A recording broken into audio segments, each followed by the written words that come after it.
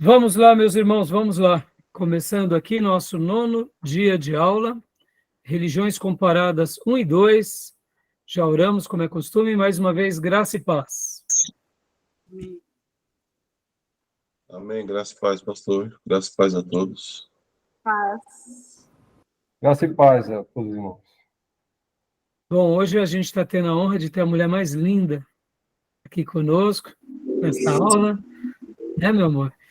Ela vai participar um pouquinho, já ela está saindo do trabalho dela, então ela vai ter que sair da aula. Meus irmãos, hoje nós estaremos trabalhando aqui sobre duas religiões muito conhecidas, que será o Adventismo e os Testemunhas de Jeová. Então, hoje a gente vai estar trabalhando sobre elas. Semana que vem vamos falar sobre os Mórmons, vamos falar sobre a congregação, vamos falar sobre os neopentecostais e algumas outras, e assim a gente encerra esse módulo, né? Semana que vem, dando 10 aulas ao todo, tá bom? Como é costume, vocês sabem, nossas aulas são gravadas para que os irmãos possam estar utilizando tanto agora quanto depois, utilizando esse material, e também para que esse material possa ser útil para outras pessoas em EAD, futuros alunos que queiram fazer o nosso seminário em EAD, utilizando aqui todo esse material que foi gravado, todos esses livros que são apresentados, todos esses debates que a gente tem aqui. E como é costume, meus irmãos, eu quero ler agora com vocês um texto da Bíblia que se encontra em 1 Coríntios, capítulo 12. Quero ler o 12, alguns versículos do capítulo 12. Quero ler também alguns versículos do capítulo 14, tá bom? Para que a gente possa dar início aqui à nossa aula. Hoje nós estaremos utilizando o material do livro-texto, do autor Raimundo Oliveira. Estaremos usando também o material da apostila do professor Paulo Pescador e também do professor Sidney de Paula, juntamente com outras anotações e apontamentos que estarei fazendo aqui com vocês, tá bom? Maravilha, meus irmãos? Quem achou, eu gostaria de ler agora, nesse primeiro momento, o versículo de número 1 a 3. Tomé, leia para nós 1 Coríntios 12, por favor, do 1 ao 3. E depois você vai ler também o versículo 31, Tomé. E o Júnior, depois, 1 Coríntios 14, Júnior, do versículo 1 ao 4.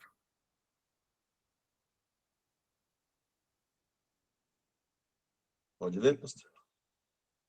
De ler. Acerca dos dons espirituais, não quero, irmãos, que sejais ignorantes. Vós bem sabeis que éreis gentios, levados aos ídolos mudos, conforme éreis guiados. Portanto, vos quero fazer compreender que ninguém que fala pelo Espírito de Deus diz: Jesus é anátema. E ninguém pode dizer que Jesus é o Senhor, senão pelo Espírito Santo. Obrigado, meu irmão. E agora o versículo de número 31. Portanto, procurai com zelo os melhores dons, e eu vos mostrarei um caminho mais excelente. Joia. E agora, Júnior, 14, do 1 ao 4. 1 Coríntios, né? Isso. Seguir a caridade, né? Outras traduções é amor, e procurar com zelo os dons espirituais, mas principalmente o de profetizar. Porque o que fala língua estranha não fala aos homens, mas senão a Deus, porque ninguém o entende, e em espírito fala de mistérios. Mas o que profetiza fala aos homens para edificação, exortação e consolação. O que fala língua estranha edifica-se a si mesmo, mas o que profetiza edifica a igreja. Ótimo. Esses dois textos eu fiz questão de los agora, nesse primeiro momento. Hoje nós estaremos trabalhando sobre essas religiões, tanto hoje quanto na semana que vem. E essas religiões, ou essas seitas, que contém muitas heresias, elas nascem do contexto protestante. Elas nascem daquilo que nós chamamos de igrejas históricas. Ou seja, elas são frutos direto e imediato da nossa história. Nós sabemos que nunca teremos o controle sobre a liberdade das pessoas, e mesmo as pessoas elas têm que ter liberdade de expressar a sua fé, os seus credos, mas, num primeiro momento, para nós, é até um pouco frustrante imaginar que algumas dessas religiões, elas nascem, elas afloram dos nossos arraiais. Assim como também muitas outras religiões nasceram como derivações dessas outras grandes religiões que estudamos. Isso não é nenhuma novidade. Sabemos que na história dos seres humanos e na história das religiões, quando estudamos, como fizemos aqui com o hinduísmo, vimos que uma das ramificações do hinduísmo é o budismo, é o shintoísmo, muitas vezes outras variantes que vão surgindo. A gente sabe também que do catolicismo romano nasce o catolicismo ortodoxo grego, e que também derivam-se outras, no caso, religiões. O protestantismo não seria diferente.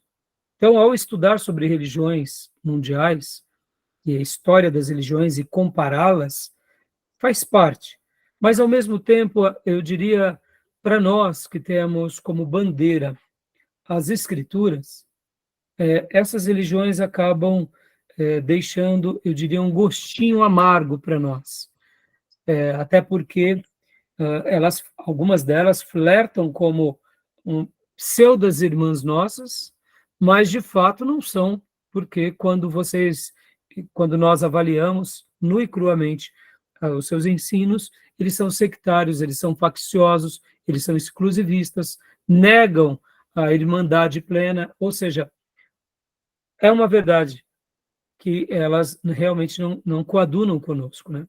Então, hoje a gente vai estar falando, né, sobre o Adventismo e sobre os PJs, e eu quero hoje, inclusive, eu peguei e li esse texto, de fato, de 1 Coríntios 12, 14, porque depois do avivamento da Rua Azusa, ou do surgimento do movimento pentecostal, ou dos movimentos de avivamentos, para nós, a questão dos dons é muito, eu diria, a gente não tem dificuldade de comentar sobre o que é um dom, o que é um falso profeta, quando realmente Deus cura, que nós evidenciamos o milagre. No entanto, eu acho muito curioso que hoje, ao estudarmos aqui o Adventismo, a gente vai ver o quê? Que eles, além de terem uma leitura e uma exegese, uma hermenêutica errada, tem a questão também de visões, tem a questão de revelações, de profecias.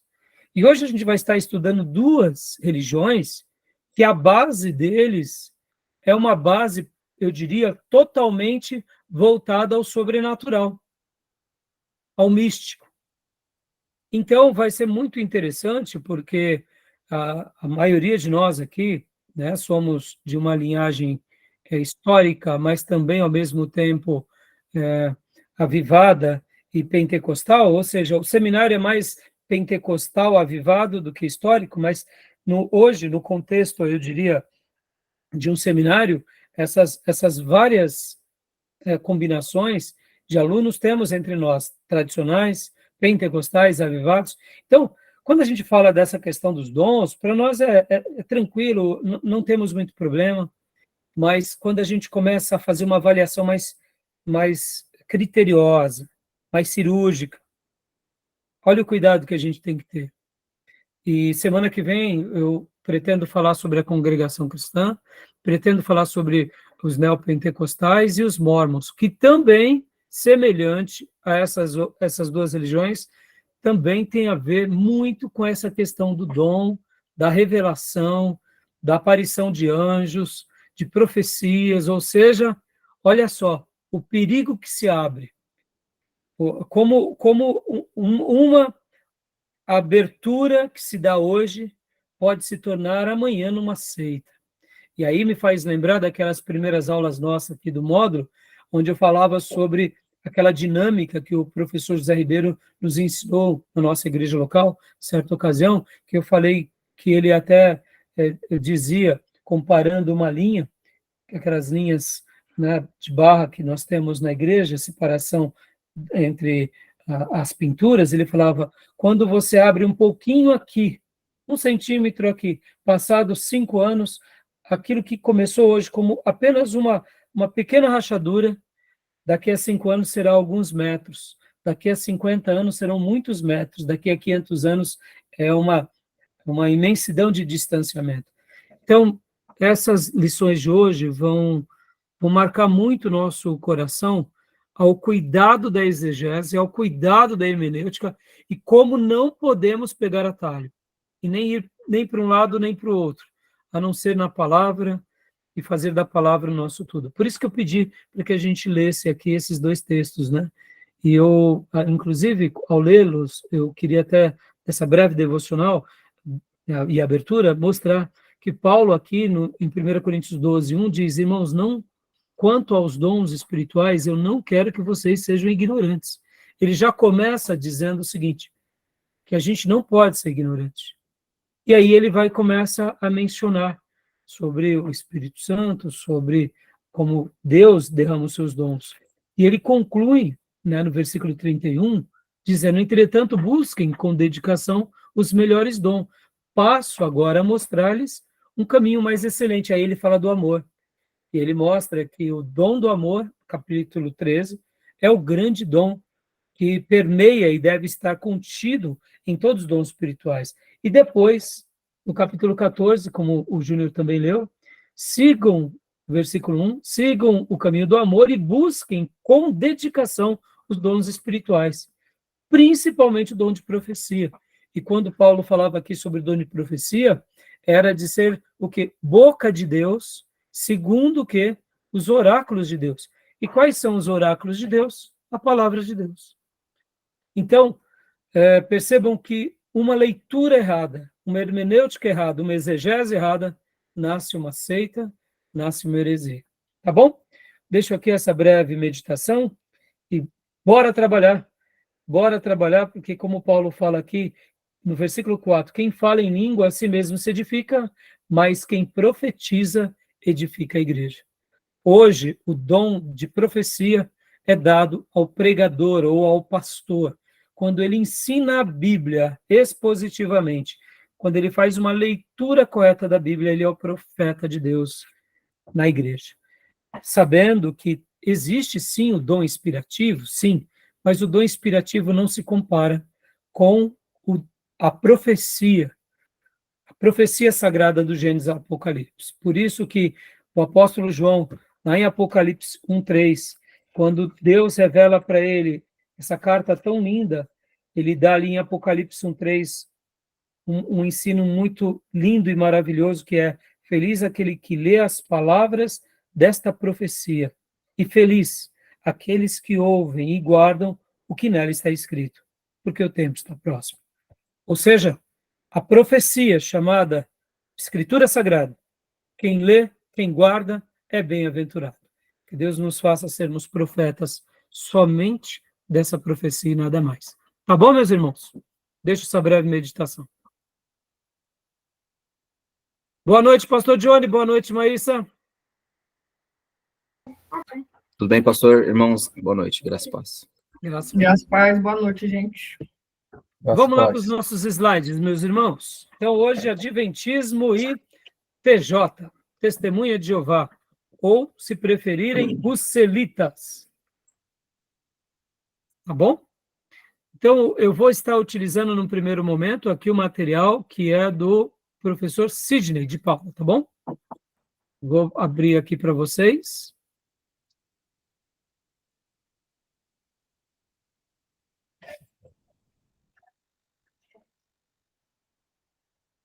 Vou abrir aqui para vocês, tá bom?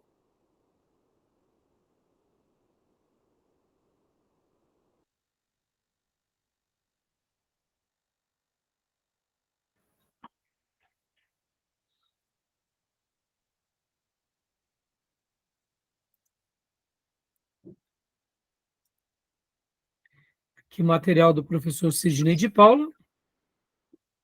Vocês estão vendo? Aham. Joia. Vamos sim. Adventismo, meu irmão, por que esse nome adventista? O que vocês acham? Quem sabe não fala, mas quem não sabe, chuta aí para nós. Por que adventismo? O adventista?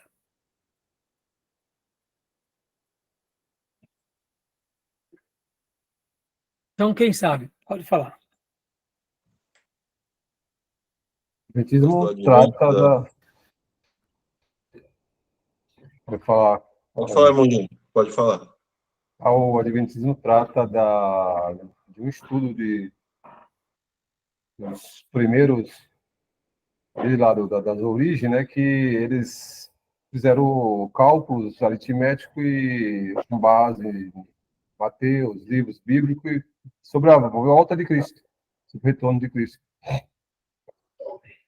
Exatamente. O que mais, Tomé? Pode falar, Tomé.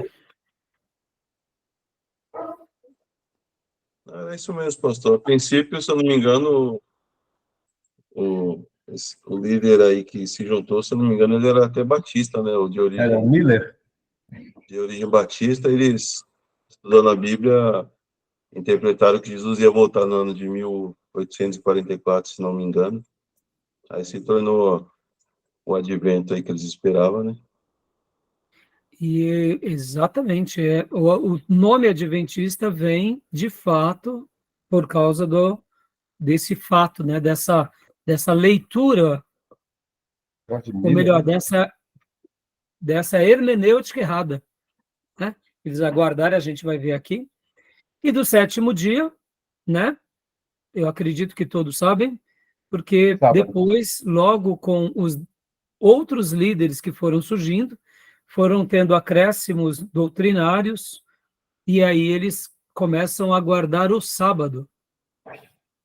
E aí é por essa razão que acaba sendo um nome que resume praticamente as duas bases daquilo que é a fundamentação doutrinária deles: a volta de Jesus, e não só a volta de Jesus, mas a guarda do sábado. Podem ver que esse é um assunto que eles até hoje conservam, né? Irmãos, antes de irmos um pouco aqui avante no estudo dessas religiões, eu falar uma coisa aqui que é muito importante para todos vocês, até para o compartilhamento aqui. Ó, eu sei que nós, como protestantes, que amamos a Bíblia e temos ela como nosso único livro de fé, regra e prática, nos posicionamos diante de uma seita e diante de uma heresia. Nós não podemos negociar com ninguém, nem conosco mesmo. Como disse Paulo, se pregarmos alguma coisa diferente do que está ali, que seja amaldiçoado, que seja anátema. Pode ver que o próprio Paulo, ele se coloca como parte do julgamento. Se mesmo eu, Paulo, falar alguma coisa que vá contra, podem me questionar, podem me considerar e podem me julgar como alguém amaldiçoado, porque de fato eu estou sendo, porque eu estou indo contra as Escrituras. Ou seja, Paulo, ele se coloca, mesmo como um canal das revelações de Deus, ele se inclui dando a possibilidade de que ele poderia, uma hora, falar besteira. E se ele falasse besteira, ele estava dando a autorização própria, dizendo: podem me julgar, podem me condenar e podem me considerar amaldiçoado nisso que eu estarei dizendo contra as Escrituras. Graças a Deus, Paulo nunca tomou chá de besteira e se manteve fiel do início ao final da sua vida, né? Mas percebam, irmãos, o que eu queria dizer. Nós devemos ter esse critério paulino conosco. No entanto, deixa eu ensinar uma coisa aqui para vocês. Não questionem o caráter de uma pessoa. Porque dentro das religiões, como nós falamos no passado, as pessoas, muitas vezes, elas estão ali sendo genuínas naquilo que elas creem. Eu não estou dizendo que elas estão crendo corretamente. Estou querendo dizer o seguinte: geralmente nós rotulamos que a pessoa é um mau caráter, que a pessoa é um demônio, que a pessoa é uma pessoa como qualquer uma outra, No entanto, é uma pessoa que, ou por uma instrução errada, ou porque ela se deixou levar, ou porque ela foi literalmente discipulada ali, ela acabou seguindo. No entanto, é o que eu disse da última aula, não é porque a pessoa se tornou um sacerdote católico, seja ele como padre ou freira, que ele é uma pessoa de má índole, não. Separem as coisas entre os credos que elas acreditam e a vida de idoneidade que elas têm. Porque existem pessoas em qualquer religião que são éticas, que são morais, que são amáveis, que são sinceras nos seus credos, e geralmente nós, quando temos o confronto da religião, e é assim que a gente se posiciona, porque no momento que a gente está tendo o confronto da religião, a gente leva tudo muito para o emocional.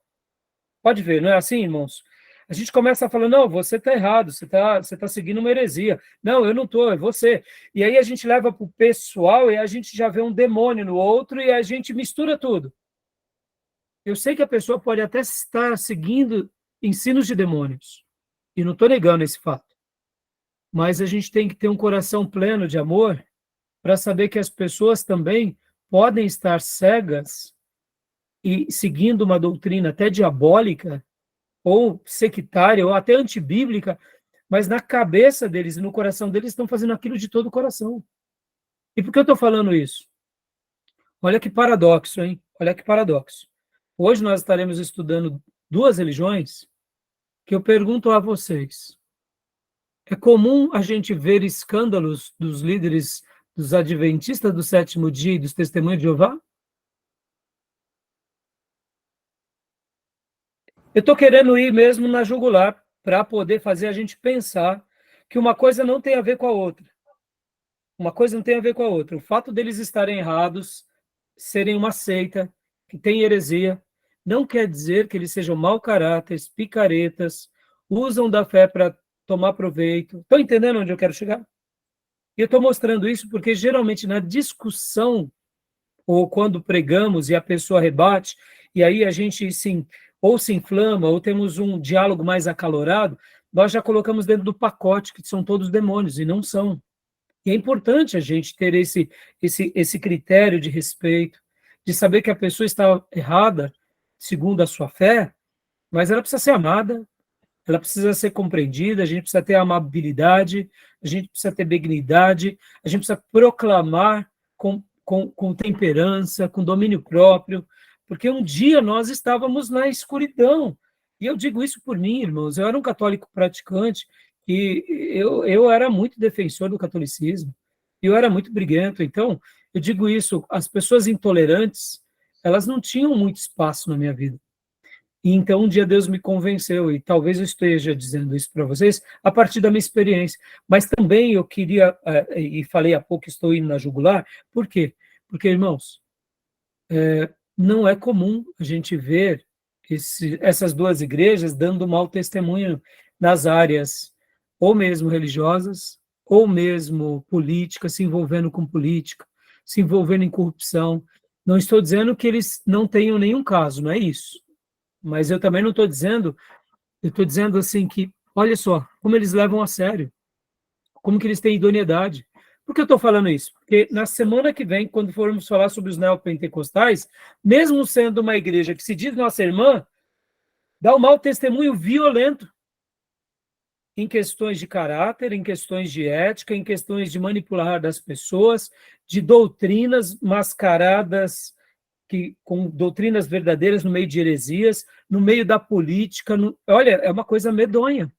E hoje é até assim interessante que a gente vê muitos adventistas terem uma postura cristã mais elevada do que muitos neopentecostais. Basta a gente assistir, por exemplo, o programa Novo Tempo, né? E eles pregam o evangelho, depois eles falam, sim, das doutrinas erradas deles, mas o que eu quero dizer, não estou fazendo uma defesa, meus irmãos, mas eu quero mostrar para vocês que eu particularmente acredito que Deus, de uma forma ou outra, está trabalhando dentro deles, fazendo com que eles se voltem para as Escrituras e para que eles realmente deixem as coisas erradas.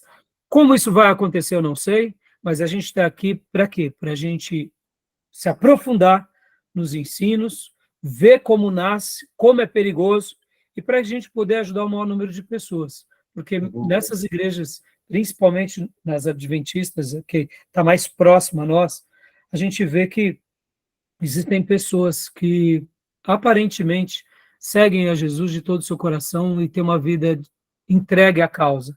Eu sei que isso é muito polêmico, porque como pode isso acontecer? Mas eu não poderia deixar de dizer isso, né, nesse momento, tá bom? Não estou aqui fazendo uma defesa dizendo, não, vá, não, pelo contrário. Eu sou contra e eu acho que a gente tem que ajudar a esclarecê-los.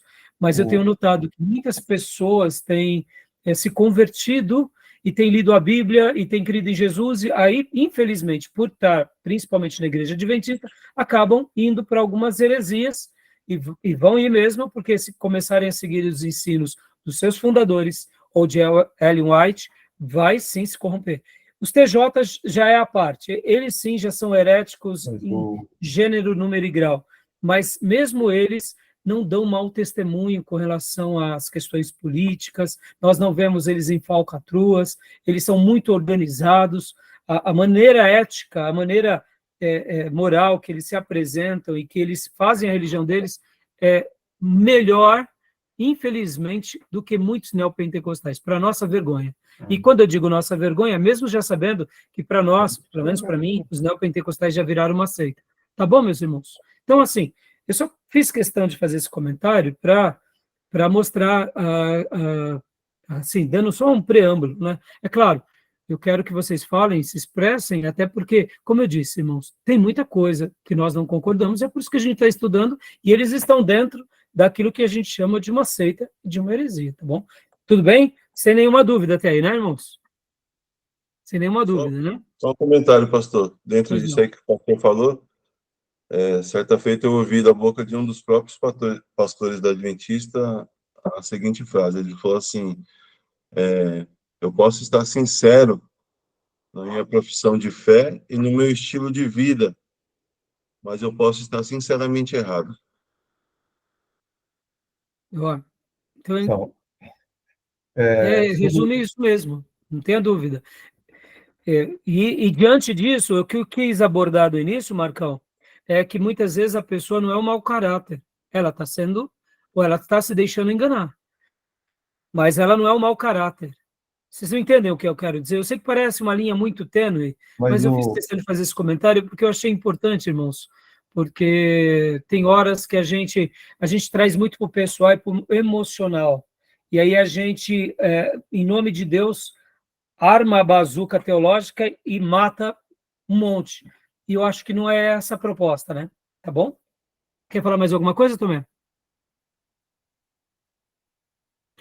Júnior, pode falar, Júnior. sobre esse padrão que você expôs aí, existe um seguinte também, eles têm muitos escândalos deles que são velados. Eu já vi vários documentários, já acompanhei sobre os Estados Unidos e aqui no Brasil mesmo, sobre o Testemunho de Jeová, sobre a Adventista. Existe uma coisa muito velada. Se a gente for pegar, então, a maçonaria, então como se não tivesse problema, né?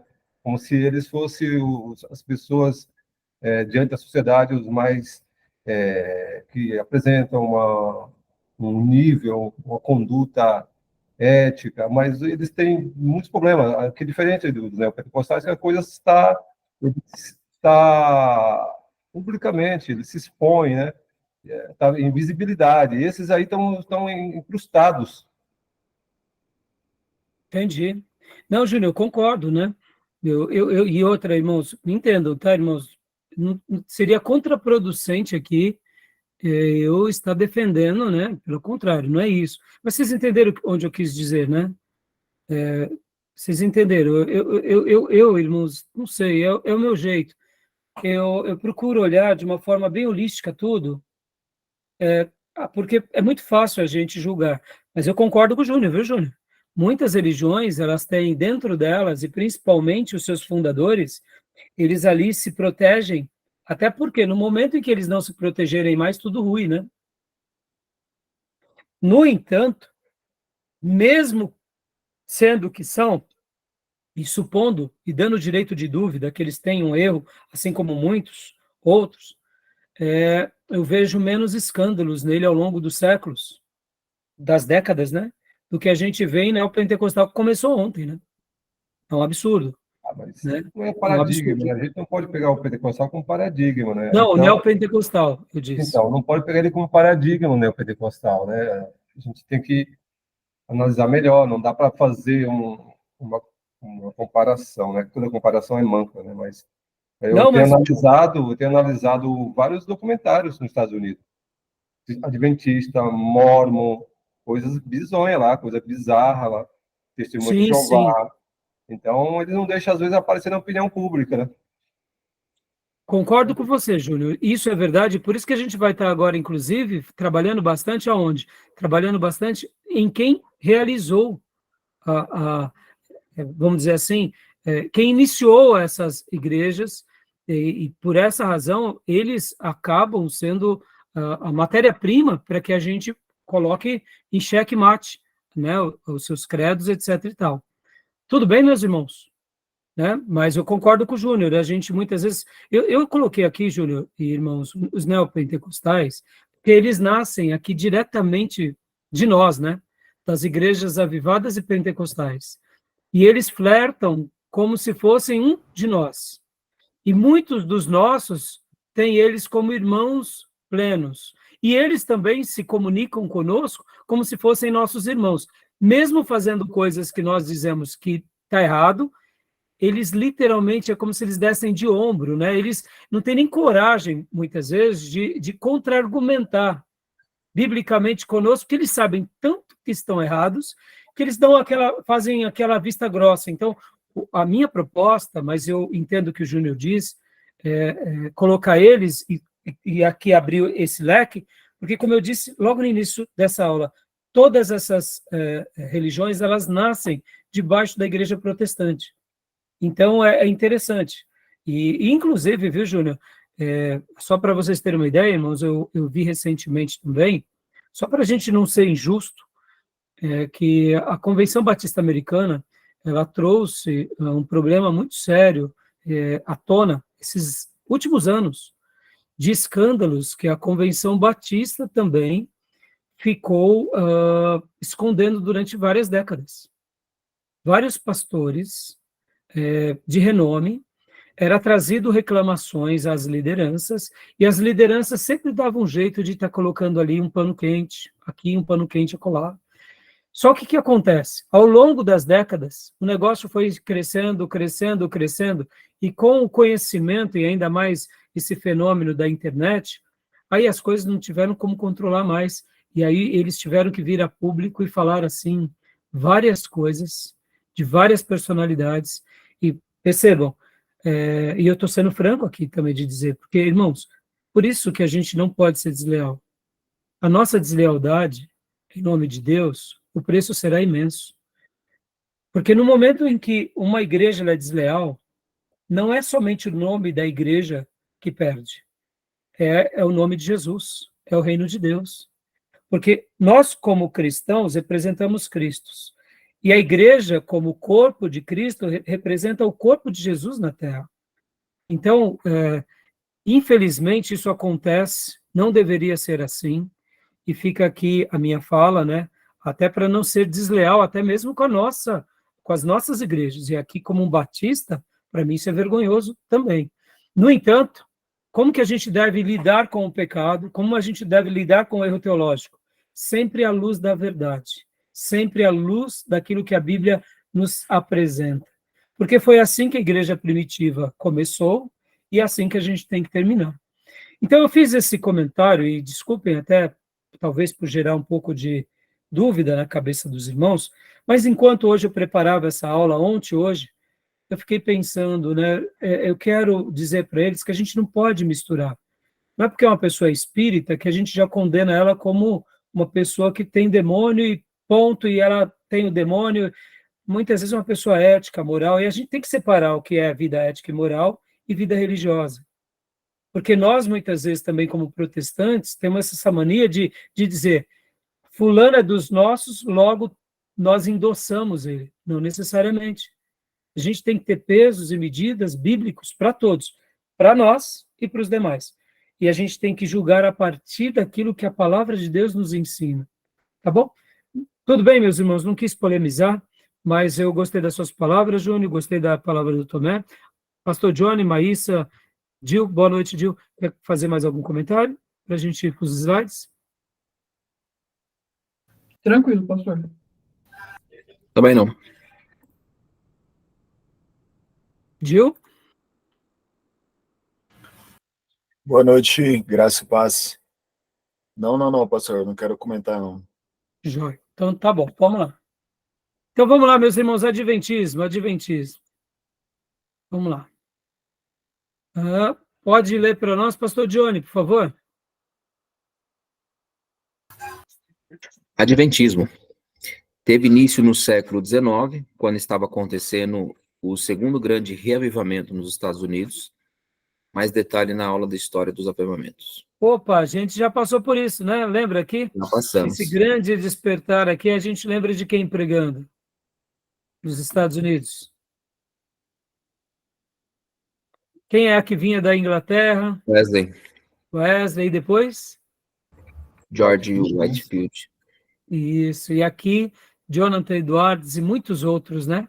Então, foi logo quando estava tendo esse grande mover, essa grande atuação poderosa, que alguma coisa começa a acontecer também na vida de uma pessoa. E aí está essa pessoa, William Miller. A gente vai ver também na apostila do professor Paulo Pescador, que ele também trata como um outro nome, mas depois a gente chega lá. Pode ler para nós, pastor, por favor? Pastor, na imagem anterior é Jonathan Edwards, naquele sermão? Essa é a ideia? Pecadores Eu na não mão sei, eu de fato não sei. Eu não sei se é aquela ideia, mas podem ver que lembra que eles faziam aqueles retiros que ficavam uma semana com cabanas, buscando a Deus e cultuando durante as manhãs, tarde e noite? Verdade. Então, pode ver aqui, ó, que é florestas, umas cabanas, né? E aqui as pessoas quebrantadas, deitadas, chorando. É porque Jonathan Edwards pregou na sua igreja, né? Aqui é ao ar livre. É o pano de fundo mostra outra coisa, né? Mas a ideia é essa, porque foi o grande despertar. Podem ver as pessoas chorando, outras, né, quebrantadas. Então, é uma figura interessante. Mas eu não sei te dizer qual é o momento assim histórico. Eu não fui atrás. Só lembrei, né? Eu achei que nem ia ter pergunta sobre isso, viu, pastor? Imagina. Pode continuar, meu irmão. Filho de um soldado da Guerra Revolucionária Americana, mais velho dos 16 filhos, aprendeu a ler com sua mãe através dos livros que tinha em casa, dentre eles um saltério, Bíblia e um livro de oração. Teve uma extensa carreira militar, atuando como capitão voluntário na guerra entre os Estados Unidos e o Reino Unido. Opa, então assim, William Miller tem uma história bem interessante, né? E até mesmo uma postura, eu diria, muito proativa, aprende a ler, tem uma carreira de militar, atua como capitão, ou seja, uma pessoa muito dedicada e uma pessoa muito, muito vigorosa, vamos dizer assim, né? Pode continuar, por favor? Se tornou maçom, ocupando o cargo de grão-mestre, na loja Morningstar. Renunciou sua afiliação na maçonaria em 1831, entendendo ser incompatível com o que entendia no cristianismo. Dá uma pausa aqui, pastor. Olha que interessante. Ele nasce em 1782. Ele está com 49 anos. E aí, praticamente, aos 49 anos, ele abandona a maçonaria. Ou seja, no momento mais ilustre da vida dele, como pessoa, maduro, realizado, e agora tendo uma influência, mas percebam o que eu disse há pouco, ele renuncia.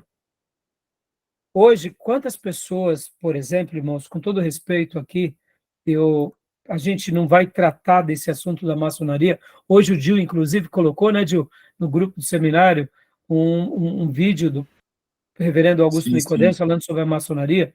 Deixa eu dizer aqui, Não tenho dúvida. Eu tenho também alguns estudos aqui sobre maçonaria. Meus irmãos, eu respeito, como eu respeito cada religião, mas eu acredito que a maçonaria não combina com o cristão. Esse é o meu ponto de vista, essa é a minha maneira de pensar. Então, percebam, é uma pessoa leal ao que ela estava enxergando as Escrituras. Renunciar a um cargo desse, que na realidade é mais do que um cargo no sentido de valor monetário, é um cargo que traz significado, respeito, honra, é uma patente. Por quê? Porque você vê que ele tem uma postura sincera, mas é aquilo que o Tomé disse. Muitas vezes nós podemos, com toda a nossa sinceridade, estar errado. Por isso, meus irmãos, que se eu não tenho uma exegese, uma hermenêutica fidedigna, eu posso ser a pessoa mais sincera do mundo e praticar a heresia ou estar na seita.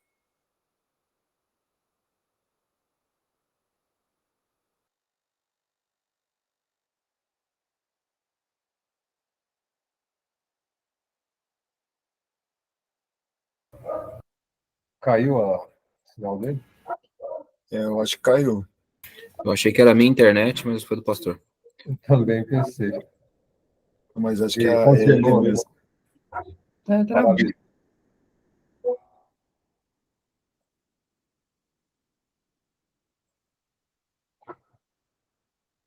É isso. Caiu o sinal. Deu uma falha aqui, né, imensa, eu não sei o que aconteceu. Voltou, pastor.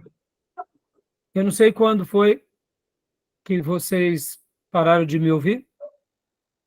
Você está falando de exegese e hermenêutica. Então. Nós podemos ter uma exegese brilhante, uma hermenêutica brilhante. Desculpa. Nós podemos ter uma postura muito sincera, mas se nós não tivermos uma exegese correta e uma hermenêutica correta, nós, com toda a sinceridade, podemos, como Tomé disse, estar totalmente enganados. Percebam que ele abandonou tudo por causa, segundo a fé dele, que não compactuava. Só foi falar da maçonaria, caiu aqui, né, irmãos? É guerra ou não é? Foi. Né?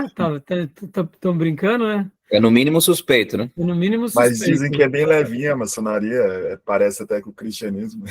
Então. Aí, voltando a falar, irmãos, eu sou contra, sim, a maçonaria, porque eu acho que um cristão, ele não deve ser maçom, essa é a minha opinião, respeito cada um, mas, ao mesmo tempo, qual que é a nossa grande queixa dos nossos dias, irmãos? Pastores que estão se tornando maçons. Viram já isso ou não? Já. Aí eu pergunto, por que um pastor tem interesse em se tornar maçom? O que vocês acham? É por Mas conta é- do apelo, acredito que, Igual, só foi falar de maçonaria, vocês vão ficar empolgados. Vamos lá. Começa, Dil. assim, eu acredito que é muito por conta das obras, né, da caridade, se assemelha muito com o cristão faz, né, depois de salvo, depois de crer em Jesus Cristo. Apesar que tem aí os contrapontos, né? Porque eles creem muito nesse parecido com o espiritismo, né? As obras de caridade, a parte social deles é muito forte, né? De ajudar o irmão, ao próximo. Isso eles são excelentes, né? E eu acredito que esse apelo, assim, na verdade, eles aderem muito a isso por conta desse apelo de ajudar o irmão, e a obra social, a caridade, assim, são muito fortes. Acho que é mais por conta disso. Eu te pergunto, e na igreja não dá para fazer tudo isso também? Sem ser maçom? Ah, sim, sem dúvida, né? Então, Sem dúvida. você está entendendo, Gil? É, Parece ser, mas vamos lá.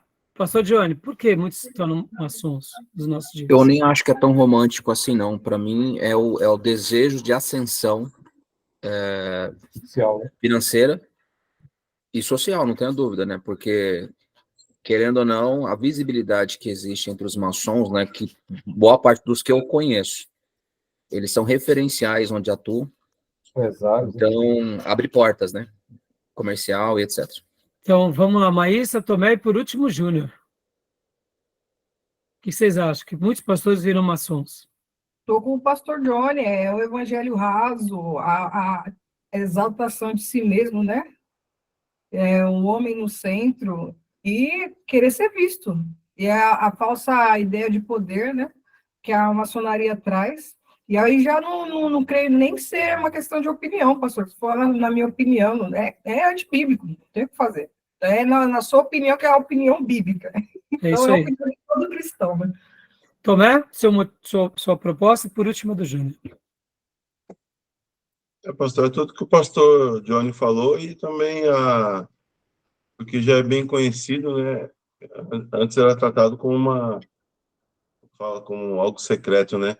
Sim. Mas agora ele é bem difundido que a maçonaria, eles ajudam um ao outro, né? Então, acho que o interesse deles mesmo é esse status que o pastor Johnny falou, de ser ajudado, de ser reconhecido aí, que realmente abre muitas portas no meio.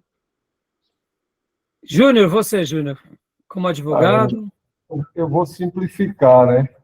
Eu acho que esses que vão para lá não são convertidos, não nasceu de novo.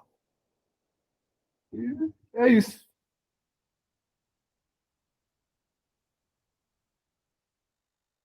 Diante de tudo isso, também dou uma última Pastor, máxima. cortou seu áudio. Cortou de novo? Então, eu digo assim, só para... Concordo com todos vocês e até digo também algo.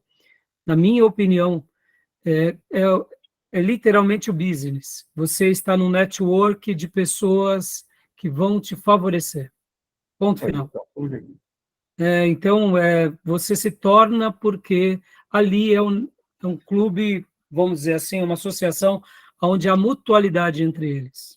Então, o pastor, quando ele vai e se torna um maçom, é óbvio que o que ele quer é projeção, o que ele quer é grandeza, o que ele quer é status, e ponto final, né? Ou seja, então, assim, eu por essa razão, fica aqui, né, a minha fala. Depois ouçam o reverendo Nicodemos. Eu não vi esse vídeo, mas particularmente eu já vi vários estudos de alguns pastores presbiterianos e, claro, como eu já disse, não podemos negar o que eles fazem, não podemos negar a influência deles nas sociedades, até na nossa história protestante eles foram muito importantes. No entanto, uma coisa é eles terem a postura deles e nós temos a nossa postura e os nossos credos, né? O que é de César e o que é de Deus, tá bom? Meus irmãos, se falhar de novo a minha ligação, me falem, tá? Porque aí eu vou ter que dar um jeito de rotear pelo celular, tá bom? Tá falhando ou não? Agora não, agora tá. Tá bom. Agora tá ok. Tá, Jóia? Então, Jóia, só fiz questão aqui porque, irmãos, olha, o que tem de pastor que se tornou maçom é algo assustador, viu? Pastor, Assustador. só um adendo. Aqui, o próprio reverendo Augusto Nicodemos falou que o ato de iniciação tem que falar que você está saindo das trevas para conhecer a verdadeira luz, né? E aí um cristão aderir, né, à maçonaria, sendo já cristão, é meio controverso, né? Você Não, tá totalmente saindo das controverso. trevas para conhecer a verdadeira luz. Como assim, Totalmente você não é controverso. crente, não? O oposto, né, Gil? Um maçom que se converte, mais cedo ou mais tarde, ele vai acabar abandonando a maçonaria. Mas aí é até compreensível, ele é maçom e ele se converteu. Ele tem um network, ele tem uma amizade. E naturalmente vai chegar uma hora que ele vai ter que falar, olha, eu preciso tomar uma linha. Mas agora um cristão que nasce na igreja, que cresce na igreja, se torna um maçom, é totalmente contraditório às páginas da Bíblia, porque eles têm os credos deles. É só um E aí nós credo, não né? podemos, né? Não é só um credo. A questão dele ir lá para o prestígio, poder, status, isso aí, tudo bem, vamos relevar.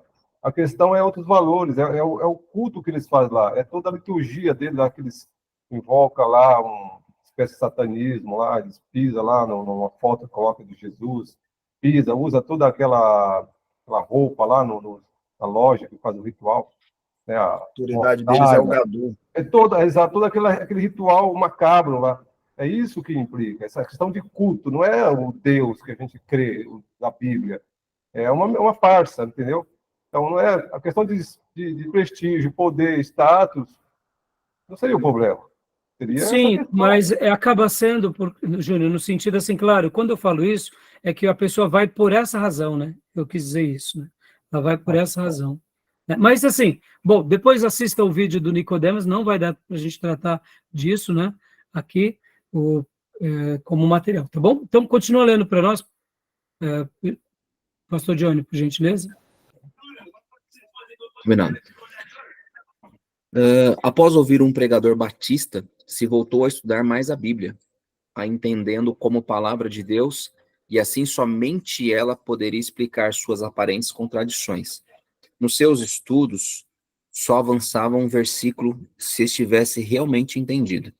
Dá uma pausa aqui. Perceba, irmãos, ele era um capitão, ele tem uma postura de ser um estudioso, você vê que ele já sobe, né, na religião, ou melhor, a gente não pode dizer que é uma religião, né, mas entre os maçons tem um fundo religioso, uma associação, e ele do seu jeito ele é um estudioso, mas sozinho, né?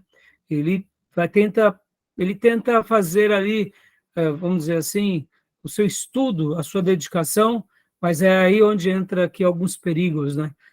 Por isso que a gente precisa sempre de alguém. Ele se volta à Bíblia, ele começa a entender a palavra, e ele tenta ter esse critério de somente prosseguir após entender. Né? Uma observação aqui, o professor Sidney de Paula, ele preparou um slide exclusivo sobre a maçonaria, tá, irmãos? Vou até mostrar aqui para vocês, para depois vocês, caso vocês queiram, ó, vou abrir aqui rapidinho, ó, tá vendo? Esse daqui, ó, maçonaria, tá? Então, depois, quem quiser, dá uma olhada. Eu tenho também outros materiais que vocês podem, se for o caso, eu passo para vocês também sobre a maçonaria. Eu ouvi, já tenho que uns 5 anos atrás, ou 8, por volta de 8 a 5 anos, eu peguei 2, eram CDs na época, de um pastor presbiteriano que fez um estudo muito bom sobre a maçonaria, quase 3, 4 horas sobre a maçonaria. Depois, se for o caso, eu passo para vocês, porque eu acho que é um material que vai esclarecer muito sobre essa questão e principalmente dizer o porquê o cristão não deve ser maçom. E eu penso igual, tá bom? Então, tudo bem até aí, meus irmãos? Até aqui tudo jóia? O reverendo Hernandes Dias Lopes está sendo processado por um maçom porque ele deu um ensino sobre maçonaria. Não entendi, Gil. Hernandes Dias Lopes, ele está sendo processado por um maçom porque ele deu um ensino na igreja dele sobre maçonaria e tá na internet aí, né? Ah, Aí foi processado. Você entende, irmãos? Tudo bem, né? É por isso que a gente tem que ter convicção, né, do nosso credo, da nossa fé, e segui-la sem medo de errar. Irmãos, até para a gente fechar aqui esse módulo, eu queria parafrasear as palavras que eu disse há pouco, quando eu falei sobre ética e moral, é até importante a gente colocar isso. Indiferente do que a pessoa seja, do que o credo que ela tem, ela pode ter uma vida ética e moral até admirável. Uma coisa é a fé da pessoa e outra coisa é a postura dela social. E é importante a gente separar as coisas, porque muitas vezes não é porque a pessoa está dentro da igreja, pastor Johnny, o Gil, o Júnior, que já tem anos de caminhada, sabe disso. Está dentro da igreja e não faz valer a fé.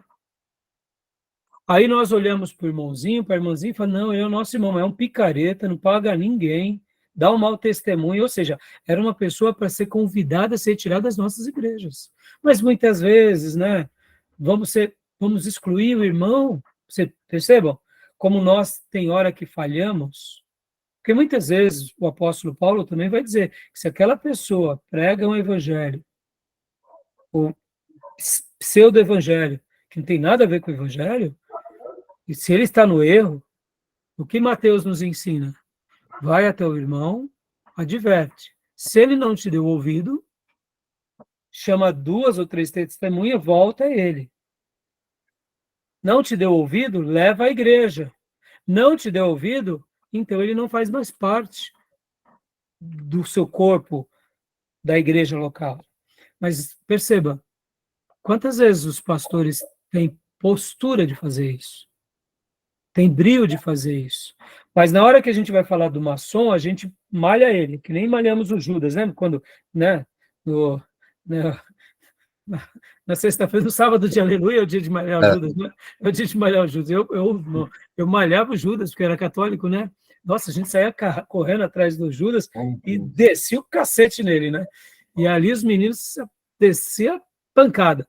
E a gente malha o espírita, malha qualquer um, todo mundo vira demônio, e aí nós somos sacrossantos, cheio de gente problemática, de mau caráter do nosso lado, só porque está dentro da igreja. Ou seja, perceba como que tem hora que a gente é vesgo. E foi isso que eu quis dizer no início, que a gente tem que saber, e aqui eu falei dos adventistas, eu sei que tem muita coisa que se esconde mesmo, citei a Convenção Batista Americana, porque é uma das maiores do mundo, né? Mas para mostrar que todos nós temos os nossos erros. Agora, uma coisa são as nossas falhas éticas e morais, e outra coisa são as falhas doutrinárias. Não é porque a gente está sujeito a erro, que a gente também pode ter erro doutrinário. E não é porque alguns grupos têm heresias, mas não tem uma vida ética e moral falha, que a heresia dele é legitimada também. Então, são coisas distintas. São heréticos porque creem daquela forma. Estão fora da palavra de Deus. Mas pode ser que são pessoas brilhantes da sociedade, trabalhadores, pais. E pode ser o oposto. Então, eu fiz questão de fazer esse comentário para a gente fugir um pouco, né, do nosso gueto e para a gente não ser desleal, né, com essas coisas. Mas agora, a proposta aqui não é ética, a gente vai trabalhar sobre esse assunto em ética cristã, lá a gente vai trabalhar mais sobre isso. Mas eu quis, assim, até, não sei, não quis ser polêmico, não costumo fazer esse tipo de abordagem, mas eu assim, tem hora, sabe qual que é o ponto aqui para eu encerrar? Eu não suporto muito, sabe, irmãos, aquela hipocrisia velada dos nossos, entendeu? É isso, você entende? Não, tá comigo, pode tudo, a gente esconde aqui, não. A gente não pode. Se a gente é servo de Deus, é na luz. O irmão errou, não estou dizendo que a gente vai malhar o irmão, que nem malha o Judas, não é isso. Mas o irmão vai para a disciplina, a irmã vai para a disciplina. A igreja tem que ter critérios, tem que ter princípios. O irmão crê na sã doutrina, crê, mas ele não está vivendo como a sã doutrina deseja, e ele está com os seus atos e seu mau testemunho dando um péssimo exemplo. Opa, vamos chamar o irmão, vamos mostrar para ele. Ele é um obreiro, opa, não, vamos resolver essa questão. Tá bom? Então, fiz questão de fazer esse comentário, porque muitas vezes a gente é bom demais de apontar e ruim demais de olhar para si, né? É como Jesus disse, né? A gente vê o cisco no olho do outro e a trave que está nos nossos olhos, a gente deixa passar, né? Tá bom?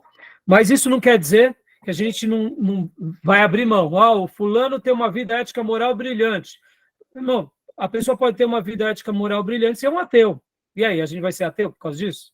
Claro que não. Né? Sejamos pessoas que creem em Deus, sigamos a palavra e tenhamos uma vida acima da deles. Porque a questão ética e moral é um imperativo bíblico. A gente não tem escolha. Imperativo bíblico. Se nascemos de novo, a gente tem que dar fruto.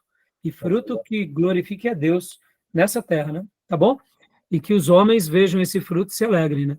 Tá bom? Tudo bem, meus irmãos? Então, se eu compartilhar com vocês, depois a gente continua falando no particular, mas não foi essa a proposta, não. A proposta é olhar um pouco para a gente e para a gente também desarmar um pouco nos nossos julgamentos. Tá bom? Beleza? Querem fazer mais algum comentário, que já deu a hora? Não, só falei ótimo. Só falar que foi necessário mesmo. É necessário esse pensamento. Joia. Tá bom, meus irmãos? Podemos parar, então? Só um comentário a respeito do livro, do Seitas e Heresias, a respeito aí do Miller. Eu achei interessante a fala do irmão Raimundo, porque ele aponta realmente o Miller como um cara piedoso, assim, e aí há um reconhecimento dele no erro de cálculo que ele colocou ali, né, e ele entende, pelo menos foi o que eu compreendia no livro, ele compreende que ele realmente se equivocou, E aí, o que acontece é que alguns irmãos, como um senhor chamado Edson, que era alguém muito próximo dele, que decide dar andamento nessa ideia. Mas o livro aqui mostra que esse nosso irmão, ele de fato era um crente que se equivocou e reconheceu o erro. Então, É né, boa intenção. olha só, mas é aquela que estou publicando aqui o livro, viu, pastor? Ó, o Adventismo, né, o livro-texto, então, é isso aí, é o seu erro, né? Guilherme Miller, Mas- exatamente, o professor Paulo Pescador chama também de Guilherme. Uns vão falar Guilherme Miller ou William Miller, né? Então é isso aí. Mas é aquilo, né? Quando abre uma porta, muitas vezes o mal que você causou. Por isso que a gente, irmãos, precisa sempre ter alguém para nos corrigir, nos orientar, nos ajudar, porque uma hora, se nós tivermos uma leitura errada sobre algum texto, se a gente não parar, é um risco violento, né? Bom, no segundo bloco eu vou até fazer Boa intenção, comentário. né? Hã? Pois é, o inferno tá cheio, né? Tem uma boa intenção. Boa Tinha boa intenção. intenção. Mas no segundo bloco eu vou fazer um comentário sobre essa necessidade de termos pessoas próximas a nós, nos orientando. Porque, irmãos, sozinho a gente pode ir até mais rápido, mas juntos vamos mais longe. E num erro nosso sozinho, a gente pode acabar abrindo vários precedentes. Por isso que juntos as pessoas nos questionam, nos corrigem. Então eu quero falar um pouco sobre isso logo a seguir, tá bom? Tudo bem, meus irmãos? Podemos parar a gravação? Tudo bem. Então tá bom, vamos parar para o nosso intervalo.